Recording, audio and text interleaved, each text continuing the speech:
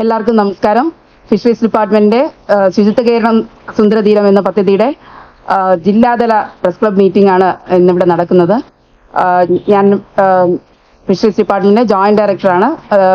ജില്ലയുടെ special ഓഫീസറായിട്ട് post ചെയ്തിട്ടുണ്ട്. DD Sajeev എന്നാണ് പേര്. ജില്ലാ ഓഫീസറാണ്.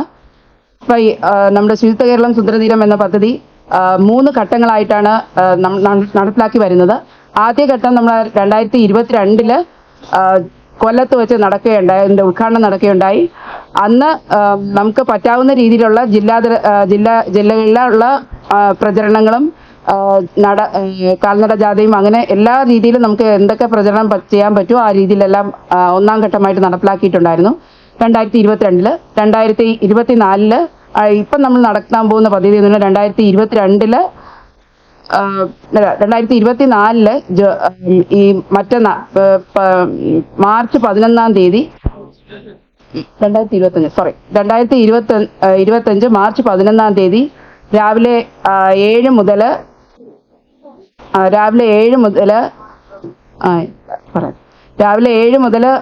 11 മണി വരെയാണ് അതിന്റെ പ്രചരണം നമ്മൾ നടത്തുന്നത്.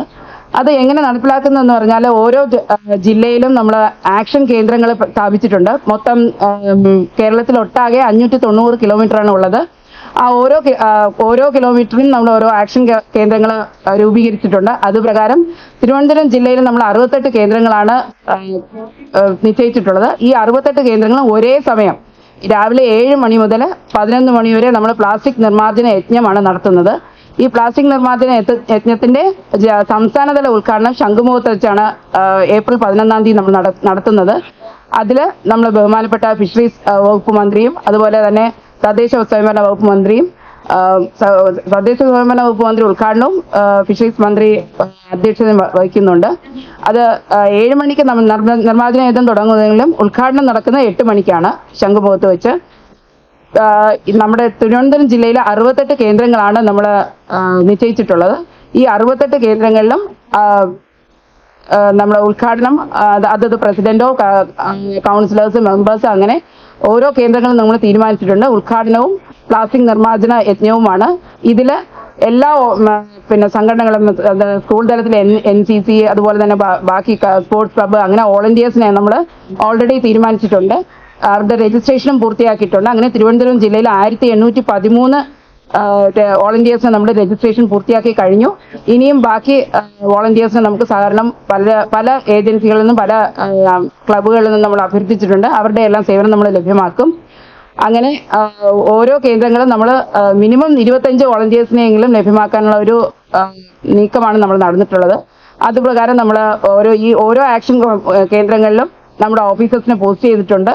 അവര് പ്ലാസ്റ്റിക് കടൽ തീരങ്ങളിലെ പ്ലാസ്റ്റിക്കാണ് നമ്മൾ ഈ 2ാം ഘട്ടമായിട്ട് റിമൂവ് ചെയ്യാൻ ഉദ്ദേശിക്കുന്നത്.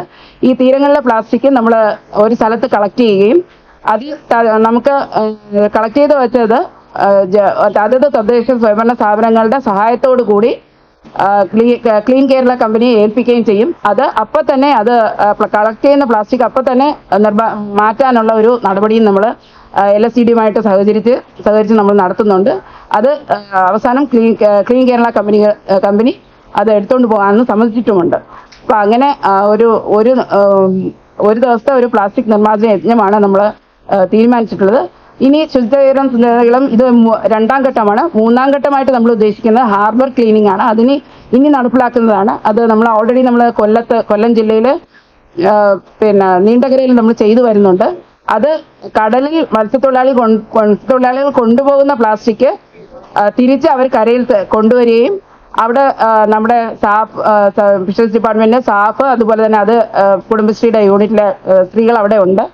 അവര് ഇത് കളക്ട് ചെയ്ത് അവിടെ ഒരു ഷ്രെഡിങ് യൂണിറ്റും ഉണ്ട്. ആ ഷ്രെഡിങ് യൂണിറ്റിൽ വെച്ച് അത് പ്ലാസ്റ്റിക് റീഓർഗനൈസ് ചെയ്തിട്ട് റോഡ് നിർമ്മാണത്തിനും ബാക്കി കാര്യങ്ങൾക്കായിട്ട് ഉപയോഗിക്കും. അത് വിജയകരമായിട്ട് കൊല്ലത്ത് നടന്നു വരികയാണ്. അങ്ങനെ ബാക്കി 24 ഹാർബർ കേന്ദ്രങ്ങളിലും 3ാം ഘട്ടമായിട്ട് നടപ്പിലാക്കാനാണ് ഉദ്ദേശിക്കുന്നത്. ഈ ശുചിത്വ കേരളം സുന്ദരതീരം അത് ശുചിത്വ കേരളം മാത്രമാണ്. സുന്ദരതീരമാണ് 2ാം ഘട്ടത്തിന്റെ പേര്. അങ്ങനെയാണ് ഉദ്ദേശിക്കുന്നത്. പിന്നെ ഇതിന്റെ ഭാഗമായിട്ട് നമ്മൾ ബോട്ടിൽ ബിന്നുകൾ സ്ഥാപിക്കാൻ സ്ഥാപിക്കാൻ വേണ്ടി ഉദ്ദേശിച്ചിട്ടുണ്ട്.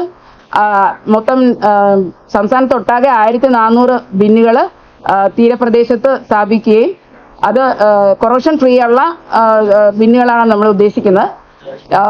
ഈ ഇപ്പൊ ഈ രണ്ടാം ഘട്ടത്തിൽ എമർജൻസി ആയിട്ട് നമ്മൾ 140 എണ്ണം പറഞ്ഞിട്ടുണ്ട്. അങ്ങനെ തിരുവനന്തപുരം ജില്ലയിൽ 14 കേന്ദ്രങ്ങളിലായിട്ട് ബോട്ടിൽ ബിന്ന് സ്ഥാപിക്കും. ബാക്കി കേന്ദ്രങ്ങളിൽ നമ്മൾ അടുത്ത ഘട്ടമായിട്ട് നമുക്ക് അടുത്ത ഘട്ടമല്ല, ഈ രണ്ടാം ഘട്ടത്തിൽ അടുത്ത പടിയായിട്ട് നമ്മൾ വയ്ക്കുന്നതാണ് ഫിഷറീസ് ഡിപ്പാർട്ട്മെന്റിന്റെ നേതൃത്വത്തിൽ. പിന്നെ ഉദ്ഘാടനം പിന്നെ ഏപ്രിൽ 11 8 മണിക്കാണ് നടക്കുന്നത്. അത് ശംഖുമുഖത്ത് വെച്ചാണ് നടക്കുന്നത്.